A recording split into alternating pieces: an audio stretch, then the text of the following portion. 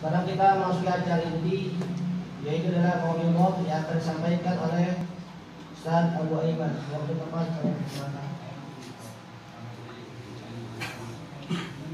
Assalamualaikum warahmatullahi Assalamualaikum warahmatullahi wabarakatuh. Waalaikumsalam warahmatullahi wabarakatuh. Innal hamdalillah nahmaduhu wa nasta'inuhu wa nastaghfiruh wa na'udzu billahi min shururi anfusina wa sayyiati a'malina.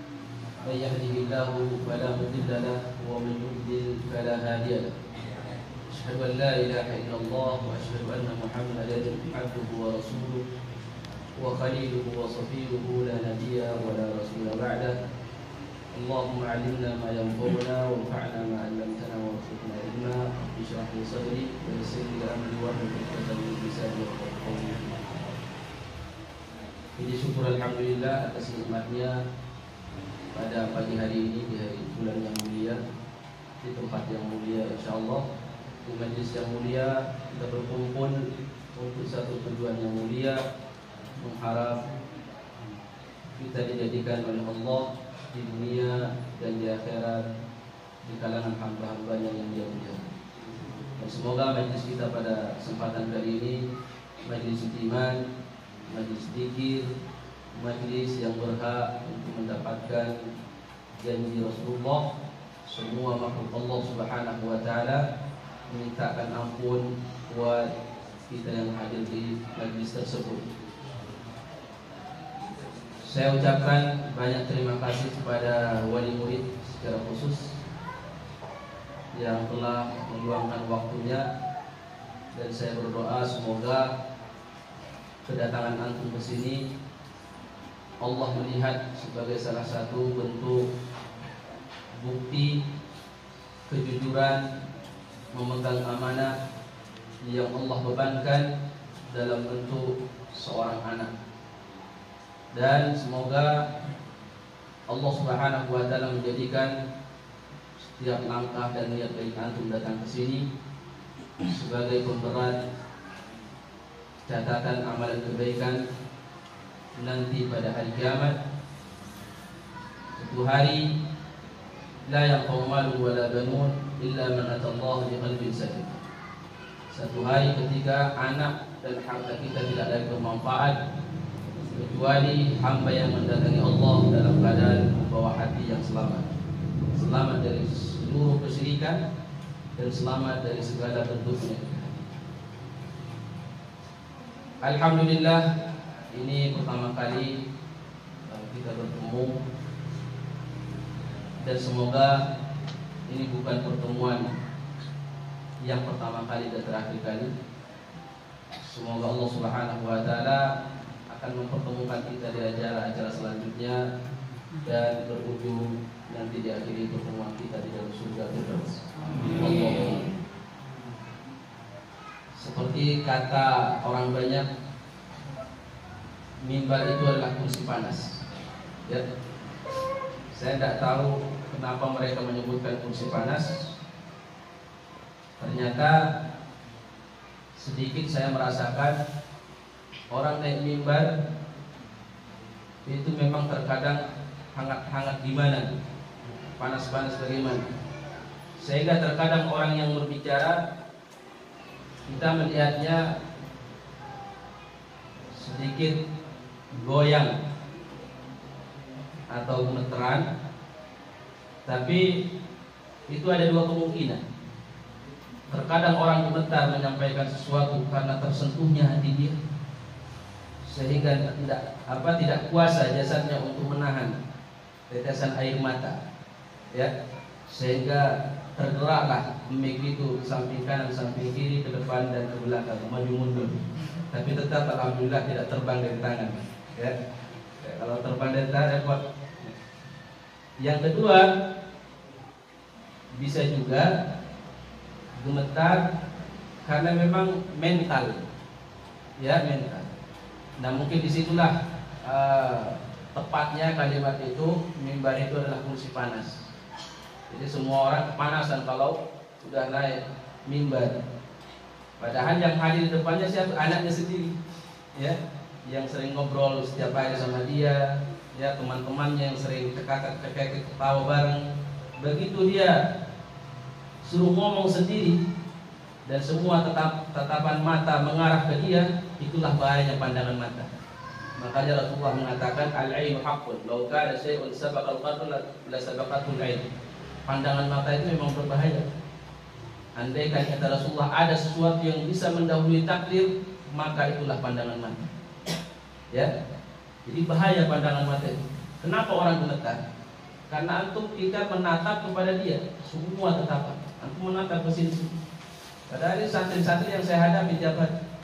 Begitu pandangan mereka menatap, ada sesuatu yang tumbuh di dalam hati, rasa malu, ya, yang mengakibatkan apa? Kursinya jadi panas, ya, kursi jadi panas. Dan memang subhanallah, ya, ilmu yang kita pelajari ini terkadang kita tidak sanggup menyampaikan kalau tidak ada latihan. Maka alhamdulillah di sini kita sengaja mengadakan muhadharah, melatih mental santri untuk menyampaikan ilmu yang disampaikan, yang dipelajari.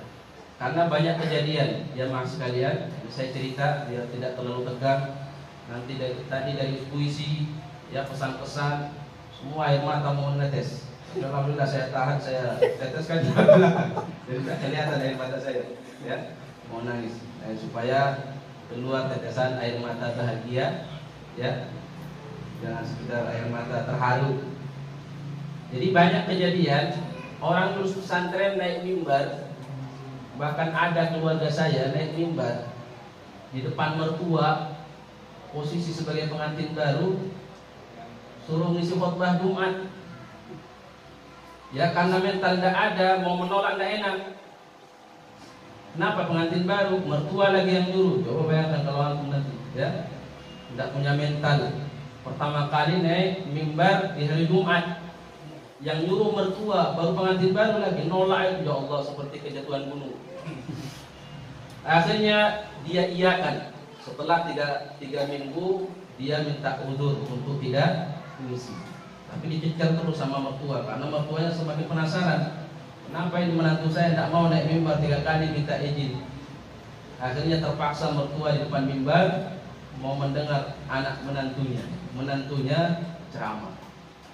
Ya, akhirnya naiklah si menantu ke atas mimbar, kemudian dia salam, mukadimah. Apa yang dia sampaikan? Jamaah sekalian, saya ingin menyampaikan sesuatu. Berhenti lama, sekitar 1 menit. Lihat samping kanan, samping kiri. Saudara jamaah sekalian, saya ingin menyampaikan sesuatu yang penting. Berhenti lagi lama. Ada sesuatu yang akan saya sampaikan jemaah sekalian, penting banget. Berhenti lagi. Mertuanya malu. Mertua bilang, turun dari mimbar sekarang, kamu bikin malu. Akhirnya turun orang itu, kemudian dia tinggalkan pulau istrinya, sampai sekarang tinggal di pulau lain. Ya, gara-gara apa? Mental tidak ada. Dan itu tidak bisa dibuat-buat, itu bukan karangan. Ya, saya di sini aja gemeter ini. Padahal di hadapan saya siapa ini? Orang-orang tiap hari. Itu bahaya pandangan mata. Nah, coba kalau antum menatap ke sana semua, saya sering tidak gemetar saya. Kenapa? Karena tatapan mata antum menghadap ke tembok. Ya. Nah, maka disitulah pentingnya kita melatih diri berani tampil. Ya, berani tampil. Makanya muhadharah itu jangan dibikin mainan. Ya, serius menyampaikan. Sebenarnya bukan itu yang saya sampaikan, ini sekedar mukadimah. Ya, sekedar mukadimah. Tapi insya Allah tidak banyak yang ingin saya sampaikan. Saya ingin menyampaikan sesuatu aja yang penting. Ya. Ada sesuatu yang penting yang ingin saya sampaikan. Saya ingin mengajak anak-anak saya semua. Saya sudah bilang anak-anak karena mereka ini kalau saya bilang adik-adik mungkin mereka tidak terima. Saya sudah mulai berubah. Ya. Di alamat maut sudah mendekat. Ini menandakan bahwa kita tidak akan lama lagi dalam dunia belajar. Saya jadi duluan antum yang meninggal atau saya. Ya. Pada anak-anak saya dan kepada wali murid, ya baik banat atau banin dan beserta pengurus, kita di dalam memberikan sumbangsi terhadap Islam ini, terhadap agama kita ini, jangan sampai ada satu perasaan, satu sikap bahwa kita ini sudah memberikan yang terbesar, kita ini punya jasa terhadap agama. Hal itu sifat yang Allah telah di dalam Al-Quran, ya. Jadi dulu ada sekelompok orang masuk Islam, kemudian dia merasa bilang kepada Rasulullah, "Wahai Muhammad, lihat kami masuk Islam, tidak ada peperangan. Kami masuk aja langsung satu kampung." Akhirnya Allah menilai bahwa sekelompok sahabat ini merasa dirinya berjasa setelah dia masuk Islam, merasa berjasa, merasa memberikan sesuatu yang besar terhadap agama, sehingga Allah turunkan ayat di dalam surah Al-Hujurat, "Yamunnuna 'alaika an aslamu." Mereka merasa berjasa kepada Muhammad dengan mereka masuk Islam tanpa peperangan. "Balillahu yamunnu 'alaikum an hadakum lil iman." Justru Allah yang menggerakkan hati kalian sehingga kalian mau beriman. Jadi kita dilarang merasa berjasa kepada siapapun, apalagi terhadap Islam. Kita diikutkan oleh Allah Subhanahu wa taala aktif dalam sebuah kegiatan yang sifatnya agama. Itu sebenarnya kebaikannya untuk diri kita. Jangan merasa kita ini berjasa. Saya menyampaikan ilmu kepada santri-santri, tidak boleh saya merasa berjasa. Santri juga seperti, pengurus juga seperti, dengan hartanya, dengan tenaganya, tidak boleh merasa berjasa. Karena kita digabungkan di sini, ini demi kebaikan kita semua. Ya, antum digabungkan di sini, Allah ingin memperbaiki kita, ingin memberikan sesuatu yang besar. Begitu juga para pengajar. Jadi antara murid, antara pengurus, wali murid, semua tidak boleh merasa berjasa. Kita dituntut berjiwa besar. Agama ini membentuk sina'atul rijal, membentuk jiwa yang luar biasa. Ini agama kita. Makanya kita lihat para sahabat radhiyallahu anhum, kalau kita baca hadis-hadis, ya Rasulullah, siapa yang mengelilingi sahabat? Anak-anak kecil. Abdullah bin Mas'ud, ya, itu orang kecil, umur muda. Abdullah bin Umar, Abdullah bin Abbas, Anas bin Malik, Abu Hurairah, Abu Sa'id Al-Khudri, Aisyah radhiyallahu anhum ajmain. Mereka itu orang-orang kecil, orang-orang muda yang mengelilingi Rasulullah sallallahu alaihi wasallam. Tapi Rasulullah tanamkan apa? Tanamkan kepada mereka ini satu prinsip bahwa orang muslim itu harus berjiwa besar, harus dewasa dengan agamanya. Tidak boleh dia senantiasa kecil, harus berjiwa besar. Apa berjiwa besar itu? Orang yang punya jiwa besar itu adalah orang yang senantiasa memikirkan sesuatu yang besar. Jadi dia tidak perhatian dengan yang kecil-kecil, tidak. Makanya ada yang mengatakan akal manusia itu ada 3. Satu, ada orang yang akalnya besar, ada yang pertengahan, ada yang akalnya kecil. Orang yang besar akalnya itu adalah orang-orang yang berjiwa besar. Jadi yang diperhatikan perkara besar, sekalipun usianya masih kecil. Ya. Kemudian ada orang yang akalnya pertengahan, yang diperhatikan kejadian. Nah, kalau antum sering mendapatkan ada orang yang paham ada kejadian ini, kejadian itu, terjadi ini dan itu orangnya pertengahan dia akalnya. Jadi tidak di atas, tidak di bawah. Nah, ada yang ketiga. Nah, yang ketiga ini orang-orang yang dia perhatikan sesuatu yang kecil, disibukkan pikirannya dengan hal yang kecil, yang remeh. Setiap ketemu orang, perhatikan orang itu, perhatikan, dibaca. Kita ini bukan mempelajari orang di dunia, mempelajari kitabullah. Ya, makanya ada ungkapan orang Arab, orang yang hebat itu adalah az-zakiyul mutaghali, orang yang cerdas tapi sok cuek. Maksudnya apa? Bukan cuek perhatian sama teman, bukan. Cuek dengan keburukan orang. Jadi kita jangan membuat jiwa kita ini kerdil dengan banyak memperhatikan kejelekan orang. Setiap ketemu orang kejelekan yang dibaca itu tidak bagus. Kenapa? Karena Rasulullah membina para sahabat itu, mereka dibina memikirkan sesuatu yang besar. Coba satu hadis di Sunan At-Tirmidzi. Ya, Ibnu Abbas cerita. Ini Ibnu Abbas. Berapa umur Ibnu Abbas saat Rasulullah wafat? 13 tahun. Ini anak-anak kita ini 13 tahun. Ya. Ibnu Abbas cerita seperti ini. Saya dibonceng oleh Rasulullah di atas keledai. Setelah saya dibonceng, pas lagi di atas kata Nabi, ya gulam, wahai anak kecil, inni u'allimuka kalimat. Saya akan ajarkan kepada sebuah kalimat. Ibnu Abbas yang diajak bicara. Apa kalimat? Ihfadillah yahfadka. Jaga Allah, niscaya Allah menjagamu. Allah suruh dijaga supaya Allah menjaga. Ini khitab, ya, sebuah pesan yang disampaikan oleh manusia yang paling mulia kepada anak usia 12 tahun. Karena kemungkinan kisah itu ketika umur Ibnu Abbas 12 tahun. Karena Ibnu Abbas datang ke Madinah itu perjanjian ketika pembebasan kota Mekah. Rasulullah wafat umurnya 13 tahun. Di kejadian ini itu ketika umur Ibnu Abbas kemungkinan besar 12 tahun. Itu pesan.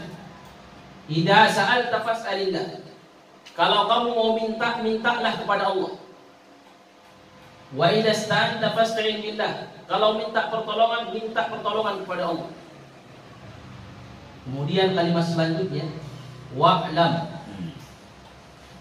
annal ummata law ijtama'u ala an yanfa'uka bi syai'in lam yanfa'uka illa bi syai'in qad katabahu Allah lak. Wahai anak muda, anak kecil, ketahuilah, andaikan seluruh umat manusia mengumpulkan sebuah kekuatan untuk memberikan keselamatan kepada kamu, sementara Allah tidak memberikan keselamatan itu, kamu tidak akan mendapatkan. Coba bayangkan bobotnya kalimat itu diberikan kepada anak yang umur 12 tahun. Wa'lam annahum law ijtama'u ala an yadurruka bi syai'in lam yadurruka illa bi syai'in qad katabahu Allahu 'alaik. Kalau mereka semua mengumpulkan kekuatan untuk membahayakanmu, kamu tidak akan bahaya kecuali Allah menakdirkan. Rufi'atil aqlam wa jaffatis suhuf. Pena penulis takdir sudah diangkat dan tinta yang digunakan menulis takdir sudah kering. Tidak ada lagi perubahan. Apa yang antum dapatkan ketika membaca hadis ini? Hadis ini sering kita dengar. Apa? Rasulullah mengajarkan kepada Ibnu Abbas berjiwa besar. Jangan memperhatikan, jangan memikirkan sesuatu yang kecil. Pikirkan sesuatu yang besar. Ada di antara kita orang tua pernah berbicara dengan anaknya serius tentang agama, atau memberikan anak ini ilmu yang tinggi di usia yang belasan tahun. Jarang. Orang tua yang ada di benak dia, orang tua ini bicara masalah takdir anak 12 tahun, menurut kita belum masuk. Ya. Tapi kalau dibawa masalah HP, ya kemudian apalagi jalan-jalan, taman-taman, tahu anak kita nyambung. Nah, kenapa kita sebagai orang tua berburuk sangka? Jadi kita ini jarang memberikan ucapan yang ucapan itu maknanya tinggi kepada anak kita yang belasan tahun. Kalau itu Rasulullah hidup di zaman kita menyampaikan hal itu kepada Ibnu Abbas, kita anggap itu sesuatu yang tidak relevan, tidak tepat. Tapi berani kita mengatakan Rasulullah menyampaikan kalimat tidak tepat kepada anak belasan tahun. Justru kita lah yang salah. Potensi anak kita itu besar, tapi kita buang-buang. Kita ini kalah sama orang Arab memahami agama ini. Itu karena salah pendidikan, bukan karena kita salah di dalam apa, kalah di dalam IQ. Banyak orang Arab itu juga kalah sama kita. Tapi kebanyakannya orang kita ini kalah karena kita dalam pendidikan orang tua itu banyak potensi yang tidak dimanfaatkan. Salah satunya apa? Mengajak anak untuk berbicara di usia dini dengan perkara-perkara yang besar. Sehingga apa? Sehingga orang tua tidak dewasa, anak juga tidak dewasa-dewasa. Sehingga apa? Sehingga anak yang seperti Ibnu Abbas itu diajarkan tawakal, umur 12 tahun sudah diajarkan tawakal tentang takdir. Kita sekarang ini paham masalah tawakal takdir setelah umur 40 tahun, ya 50 tahun. Itu sesuatu yang terlambat. Sesuatu yang terlambat. Saya sangat tersentuh, ada dulu tetangga, tidak perlu saya sebutkan, di kontrakan, di salah satu kontrakan di sini. Wallahi saya lihat orang itu orang awam, tapi dia ajak anaknya itu berbicara. Anaknya itu umur 12 tahun, 11 tahun kayaknya. Saya saat itu lagi ambil jemuran, saya sambil dengar ibunya itu ngomong sama anaknya seperti ini. Nah, kita itu kalau tidak ada harta, tawakal sama Allah. Anak 11 tahun. Kenapa? Karena kehidupan ini tidak selamanya kita ada harta. Ada saatnya kita akan diuji dengan ekonomi. Maka persiapkan kalimat tawakal. Jadi bekal kamu nanti di masa depan. Subhanallah. Saya tersentuh sekali.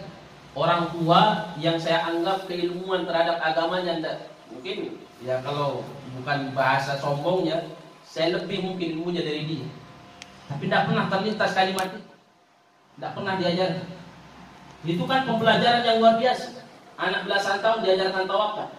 Kalau kita ditanggap main-main, oh masa akidah diajarin sama anak 12 tahun.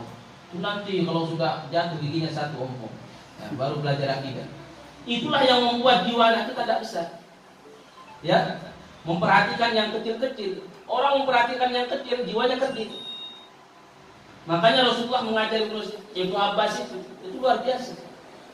Dulu ada seorang ibu-ibu, nenek-nenek tua, bawa tongkat di daerah Afrika, ya. Dia jalan di satu jalan, dia dapatkan ada bapak-bapak, sekumpulan bapak-bapak lagi duduk-duduk. Kemudian dia tanya, wahai bapak-bapak, kalian ada ngapain duduk di sini? Kata bapak-bapak itu, nahnu naqra al-izziyah. Kami belajar izziyah. Izziyah ini jamaah sekalian, itu adalah kitab fikih Malikiyah yang pertama kali dipelajari bagi orang yang mau mendalami kitab fikih Malikiyah. Itu izziyah, tipis banget. Akhirnya nenek-nenek ini heran.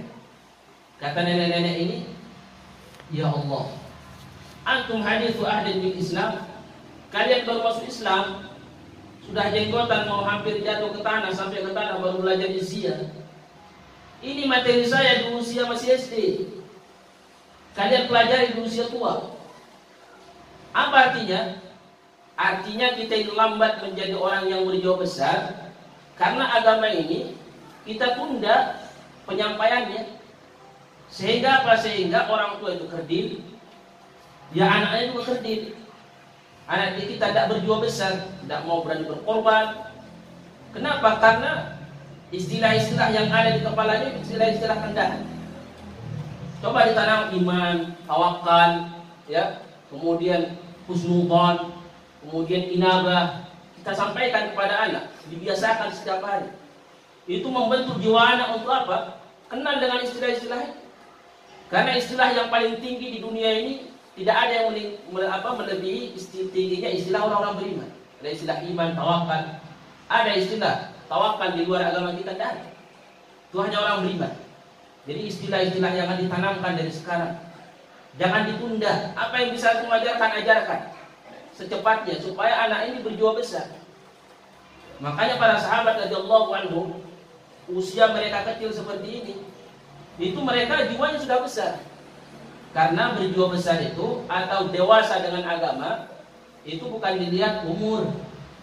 Banyak orang yang begitu umurnya sudah lanjut usia atau sudah dewasa, tapi secara jiwa belum dewasa, ya, belum berjiwa besar sampai wafat kembali. Kenapa? Banyak istilah dalam agama ini, dalam Al-Quran dia tidak paham, sehingga menghadapi kenyataan hidup itu banyak salah. Kenapa? Karena tidak tahu istilah. Kita ambil salah satu contoh, ya, salah satu contoh Al-Imam Al-Bukhari rahimahullah. Ya, sudah kenal Imam Bukhari, ini sering saya sampaikan. Umur beliau 16 tahun itu melaksanakan ibadah haji sama ibunya sama kakaknya ke Mekah. Selesai ibadah haji, ya, ibunya pulang sama kakaknya. Imam Bukhari tinggal di Mekah umur 16 tahun. Antum bayangkan, ya, anak 16 tahun tinggal di negara lain.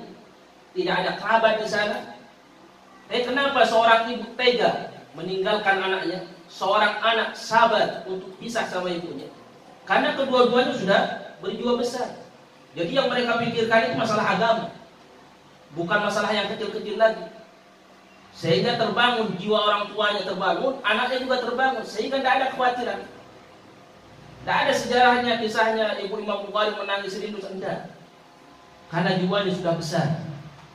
Kenapa? Dilatih dari kecil sama ibunya, diperkenalkan dengan agama ini, apa sebenarnya agama ini yang ada di dalamnya. Sehingga beliau puluhan tahun baru datang ketemu lagi ke ibunya. Itu bolak-balik negara, umur 16 tahun, bayangkan. Kita umur 16 tahun, anak kita di negara lain, kita sudah sibuk cari transportasi, mau jemput dia, nangis sambil nangis di tengah jalan. Kenapa? Jiwa tidak siap untuk bertaruh menghadapi kenyataan hidup. Al-Imam Al-Bukhari rahimahullah di dalam kitab sahihnya, nanti dibaca ya, sudah punya kitab sahih, dalam Kitabul Ilmi beliau buat bab seperti ini. Jadi ini supaya antara pengurus, para pengajar, santri, para wali santri berjiwa besar. Ya, bagaimana kita berjiwa besar dengan agama ini. Imam Bukhari rahimahullah di dalam Kitabul Ilmi membuat bab seperti ini. Bab ma dzukira fi dhahabi Musa alaihi salam fil bahri ila Khadir alaihi salam wa qawlihi ta'ala fa hal attabi'uka ala an tu'allimani mimma 'ullimta rusyda. Kata Imam Bukhari, kisah perjalanan Musa untuk berjumpa dengan Nabi Khidir melewati lautan dalam rangka untuk belajar. Kalimat lautan itu, al-bahr itu apa manfaatnya? Apa manfaatnya? Subhanallah. Kalau kita tidak kenal dengan bangsa Arab, kita tidak akan paham. Kenapa Imam Bukhari mengeluarkan kalimat al-bahr, lautan? Saya sebagai orang yang hidupnya di laut, ya tidak asing dengan lautan. Bagi orang pegunungan asing. Ternyata orang Arab itu paling takut dengan lautan.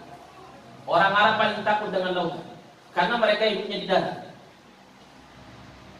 Paling takut dengan lautan. Ada orang yang mau belajar ilmu nahwu lisanul Arab kepada seorang ulama. Kata dia, "Rakibtal bahr, kamu sudah pernah melewati lautan?" Qala la. Belum.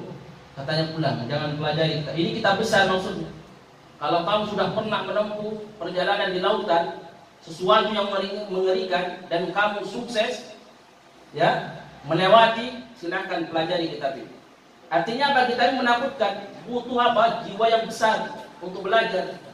Karena pembahasannya besar, waktunya lama. Jadi kalau kamu mental kamu tidak cukup, lebih baik kamu belajar yang kecil aja ini. Karena apa? Karena jiwanya belum terlatih. Al-Imam Al-Bukhari menitip pesan di dalam judul itu, bahwa orang yang menuntut ilmu tidak boleh khawatir dengan masa depannya. Orang yang menuntut ilmu tidak boleh merasa khawatir. Begitu juga orang tua tidak boleh merasa khawatir berkaitan dengan anaknya menuntut ilmu. Tidak usah khawatir, apalagi dipikirkan masa depan anak. Ya, kita jangan terbiasa. Kita terkadang ngomong santai terhadap anak waktu di rumah, berbicara masalah masa depan. Itu sebenarnya pendidikan yang sangat disayangkan. Kalau kita ini terbiasa ngomong sama anak masalah ekonomi di masa depan, itu pendidikan membuat anak kita tidak berjiwa besar. Jadi yang terbayang di benak dia itu apa? Pertarungan untuk mendapatkan ekonomi. Sehingga apa? Sehingga itu akan berpengaruh terhadap mental pendidikan dia. Pengaruh. Sehingga apa? Sehingga dia tidak kuat belajar. Kemudian prinsipnya saat belajar itu macam-macam, itu luar biasa. Maka yang kita ingin bentuk, ya, kita belajar hadis-hadis Rasulullah SAW supaya kita tahu bagaimana para sahabat itu mereka berjiwa besar. Sampai nanti Rasulullah SAW menceritakan tentang fitnah di akhir zaman. Ya, kita lihat bagaimana Rasulullah membentuk kita supaya berjiwa besar. Kata Rasulullah SAW di hadis Abdullah bin Amr bin As radhiyallahu anhuma, kata beliau, wa inna ummatakum hadhihi ju'ila afiyatuha fi awwaliha. Umat kalian ini keselamatan agamanya ada di generasi pertama, yaitu para sahabat tabi'in. Wa sayusibu akhiraha bala'un wa umurun tunkiruna. Nanti di akhir generasi umat Islam ini akan ditimpa musibah-musibah fitnah yang luar besar, yang lebih besar. Kata Rasulullah sallallahu alaihi wasallam, "Fataji'u fitnatun fayuraqqiqu ba'daha ba'dhan." Dia tolong kalimat ini ya, sebagai wali murid, orang tua dijadikan sebagai bahan renungan untuk membekali anak. Kata Rasulullah di hadis itu, wa taji'u fitnatun fayuraqqiqu ba'daha ba'dhan. Fitnah itu dalam bahasa Nabawi, bahasa Rasulullah, adalah segala perkara yang akan merusak agama seorang hamba. Fitnah itu nanti datang, yang dimana fitnah yang datang itu akan membuat kita menilai fitnah yang sebelumnya itu kecil. Jadi kalau kita saat ini banyak mengeluh orang tua tentang HP, di mana rusaknya anak dia, itu Rasulullah dari pengabaran menyampaikan bahwa di generasi nanti, di generasi anak-anak kita ini, ketika mereka menghadapi yang masa di mana kita sudah tidak ada, itu lebih besar lagi kata Rasulullah. Nanti mereka melihat, kita melihat ini HP ini luar biasa sudah, ya, fitnah yang paling besar. Hampir semua orang tua mengeluhkan tentang HP. Nanti akan muncul satu fitnah yang tidak terlintas di benak kita, yang dimana orang yang menyaksikan fitnah saat itu akan menilai fitnah HP di zaman dulu itu kecil. Fayuraqqiqu ba'daha ba'dhan. Kata Rasulullah tadi, wal fitnatu fayaqulul mu'min hadhihi muhlikat. Nanti fitnah itu datang, orang yang diberikan taufik oleh Allah mengatakan ini yang akan menghancurkan agama saya. Summa tankashif. Akhirnya apa? Terhindar dia dari fitnah itu. Wa taji'ul fitnatu, datang lagi fitnah yang baru yang akan merusak agama dia. Fayaqulu hadhihi. Ini lagi fitnah yang sama yang akan merusak apa? Merusak agama saya. Maka Rasulullah SAW memberikan satu pesan terakhir di hadis itu, kelamaannya. Nah, kalau lama ya pulang. Dah sebentar lagi. Nah, bilang saya lagi semangat nyampaikan. Jangan dibikin tawar. Kata Rasulullah pesannya di akhir itu, kalau nanti kalian hidup di zaman itu, termasuk kita ini, sudah di zaman HP, nanti masa depan untuk anak-anak kita ini luar biasa, bapak-bapak ya. Ini anak kita ini tantangannya jauh lebih besar. Kalau kita hanya menyediakan ekonomi buat mereka, tidak mempersiapkan jiwa yang besar, kenal dengan rohnya, mereka ini akan menjadi korban fitnah tersebut. Jadi ekonomi tidak menjanjikan, bahkan justru akan membuat anak itu rusak. Maka bekalilah mereka ini dengan jiwa besar. Perkenalkan dengan istilah-istilah agama, istilah-istilah yang ada dalam Al-Quran, istilah para nabi, bagaimana mereka ketika bercakap-cakap dengan anak mereka, ungkapan cakapnya seorang ulama dengan bagaimana, itu yang harus kita ikuti supaya selamat keluarga kita. Kata Rasulullah, kalau kalian ada di zaman itu, pesan Rasulullah dua. Kata Rasulullah, faman ahabba ayyuzahza'an nar wa yadkhulal jannata falta'tihi maniyatuhu wa huwa yu'minu billahi wal yawmil akhir. Karena fitnah itu sangat besar, bahkan banyak orang yang keluar dari agamanya, maka Rasulullah memberikan satu ungkapan yang membuat seorang muslim saat itu akan dewasa. Apa yang harus dipikirkan oleh orang muslim saat itu? Kata Rasulullah, barang siapa yang kepingin di zaman fitnah itu dijauhkan dari neraka dan dimasukkan ke dalam surga, hendaklah saat dia wafat dalam keadaan beriman. Dia harus berusaha mempertahankan keimanannya. Itu apa? Kalimat membuat seorang muslim berjiwa besar. Jadi saat fitnah itu terjadi, kita yang dipikirkan bukan masalah ekonomi, tapi masalah bagaimana mempertahankan agama ini masih ada pada diri kita. Saat kita wafat, dinilai kita oleh Allah masih sebagai seorang muslim. Falta'tihi maniyatuhu wa huwa yu'minu billahi wal yawmil akhir. Hendaklah saat dia wafat benar-benar apa? Benar-benar dia wafat dalam keadaan beriman kepada Allah dan hari akhir. Artinya apa?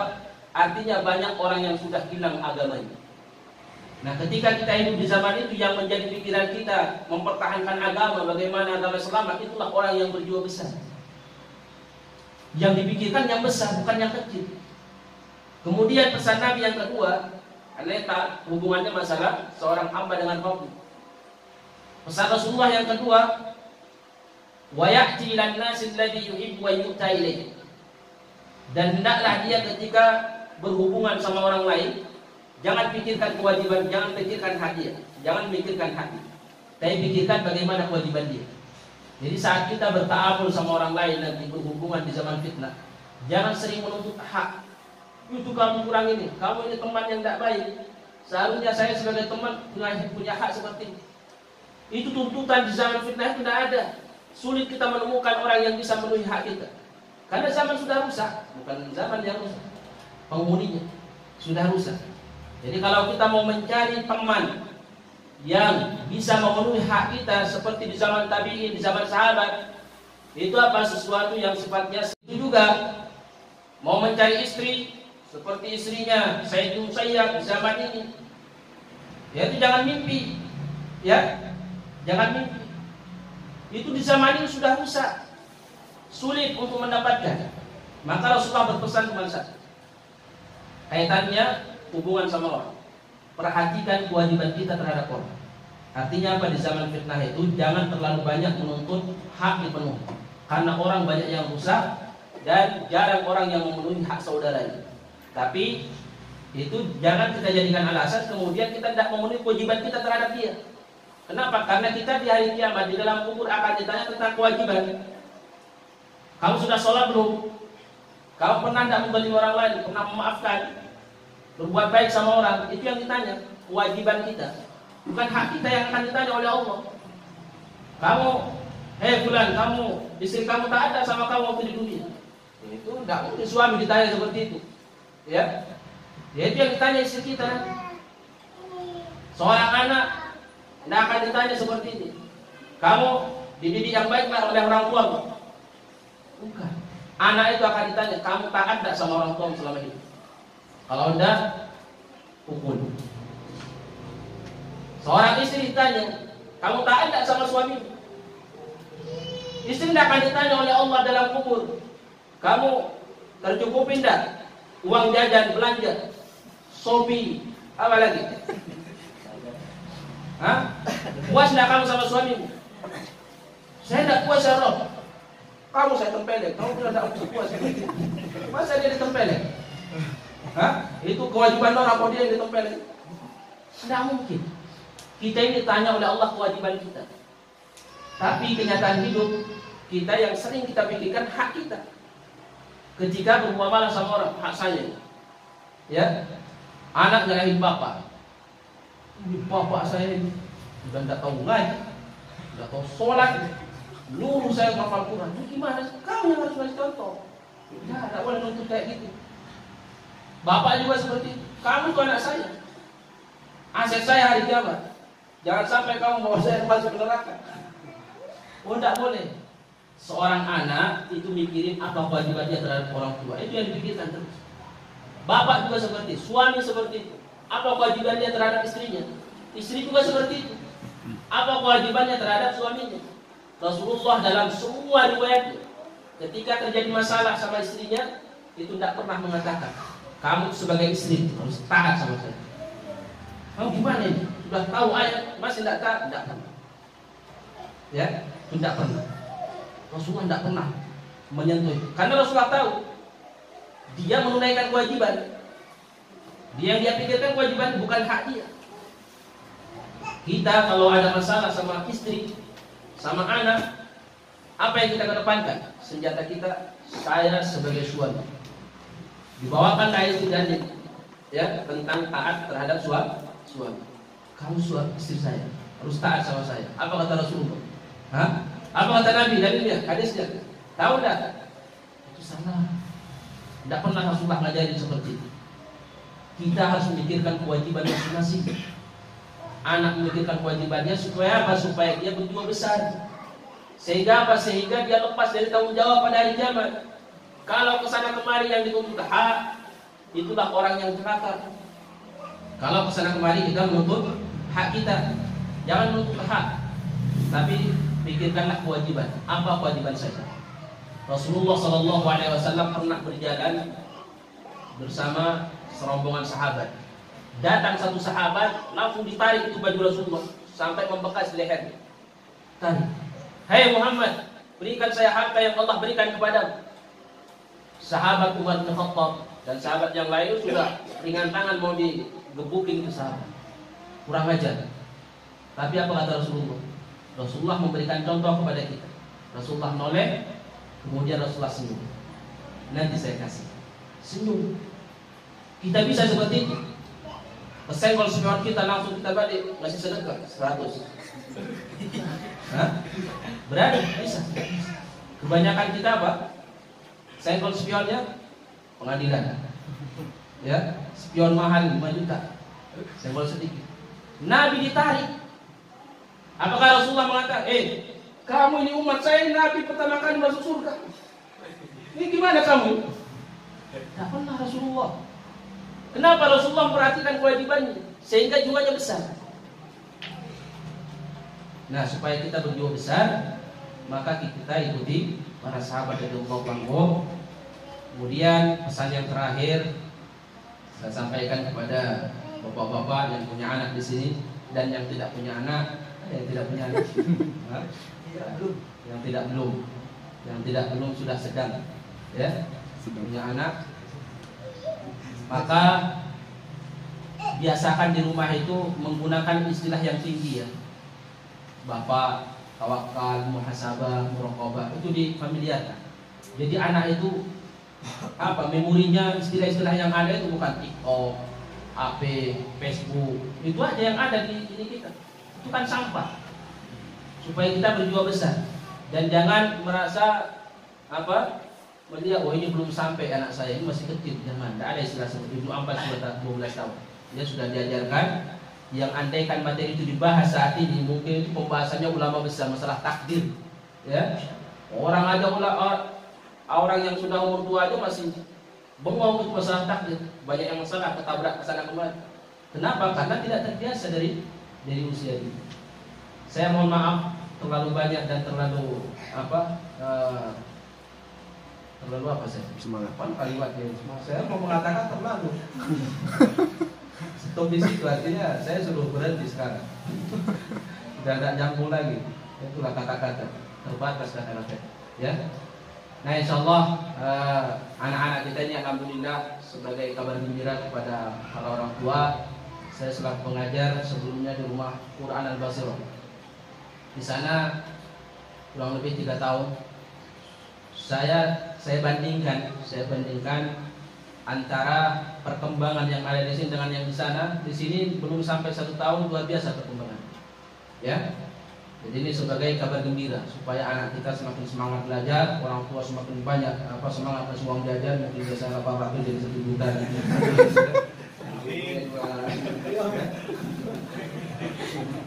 Ya luar biasa, ya. Kenapa? Karena di sana banyak campur tangan. Kalau di sini alhamdulillah saya sendiri yang menghandle. Jadi saya tahu bagaimana kemampuan anak ini, saya tahu. Ya, sehingga alhamdulillah perubahan dari segi bahasa, hafalan, kemudian akhlak, juga alhamdulillah banyak perkembangan. Tapi saat penyakit, orang tua biasanya sering membandingkan kemampuan anaknya sama anak orang lain. Jangan kita bandingkan. Anak orang lain bukan anak kita, namanya juga anak orang lain. Ya. Jangan kita bandingkan, ini anak kita. Gimana kemampuannya segini, cuma 5 juz. Itu 10 atau 12 juz. Itu kan bukan anak kamu. Nah, kalau kamu yang buat, kamu yang protes. Ya. Jadi jangan sering membandingkan, kata ulama. Jangan dibandingkan. Kita hargai hasil jerih payah anak kita. Ya. Ada jadi 5 juz, itulah 5 juz. Dan itu kita hargai supaya anak itu berjiwa besar. Nah, demikian yang bisa saya sampaikan. Semoga membakar jiwa semangat kita menjadi orang-orang yang berjiwa besar, baik sebagai bapak, istri, anak, dan yang lainnya, pengurus dan pengajar. Kalau ada kata yang salah saya mohon maaf. Saya akhiri. Wabillahi taufiq wal hidayah. Assalamualaikum warahmatullahi wabarakatuh. Waalaikumsalam.